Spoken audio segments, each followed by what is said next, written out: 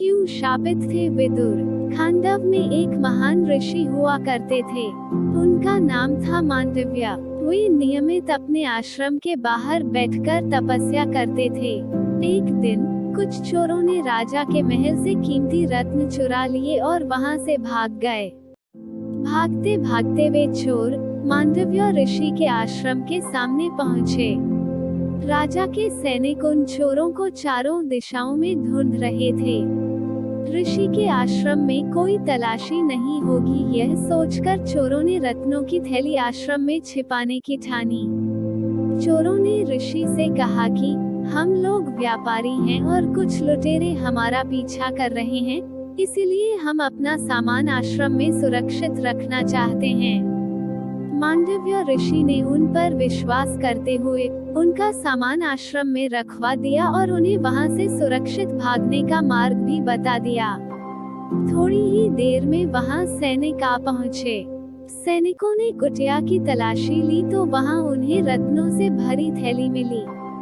चोरों का साथ देने के कारण सिपाहियों ने मांडव्य ऋषि को पकड़कर राजा के सामने पेश किया। ऋषि ने राजा के समक्ष अपना पक्ष रखने का बेहद प्रयास किया, पर राजा ने उनकी बातें नजरअंदाज कर उन्हें सूली पर चढ़ाने का आदेश दे दिया। जब ऋषि को सूली पर चढ़ाया गया तो उन्होंने अपने तपोबल से अपनी रक्षा की। ऋषि पर सूली का कोई असर न होता देख राजा समझ गए कि ये कोई पहुंचे हुए महात्मा हैं। राजा ने अपने हाथ जोड़कर ऋषि से क्षमा याचना की। राजा ने बड़े भक्ति भाव और पूरे सम्मान से ऋषि को विदा किया। लेकिन ऋषि ये जानने के लिए व्याकुल हुए कि उन्होंने पिछले जन्म में ऐसा कौन सा कर्म किया था जो उन्हें इस जन्म में सूली पर चढ़ना पड़ा। इस प्रश्न का उत्तर जानने के लिए मांडव्य ऋषि धर्मराज के पास गए। धर्मराज के पास पहुंचकर उनसे पूछा, हे धर्मराज, मुझे बताएं, मैंने अनजाने में ऐसा कौन सा अपराध किया था जिसके कारण मुझे सूली पर चढ़ना पड़ा।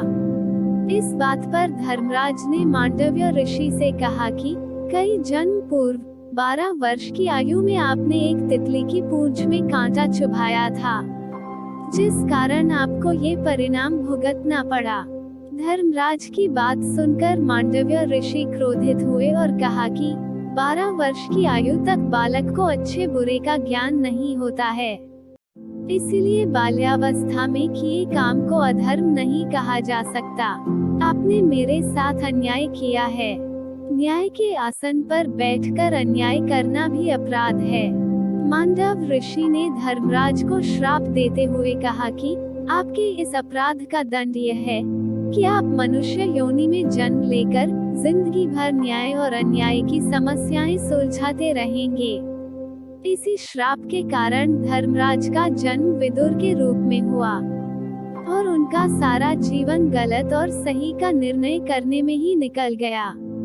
इसी तरह की अन्य कहानियाँ सुनने के लिए please like and share the story and subscribe to our channel story vendor.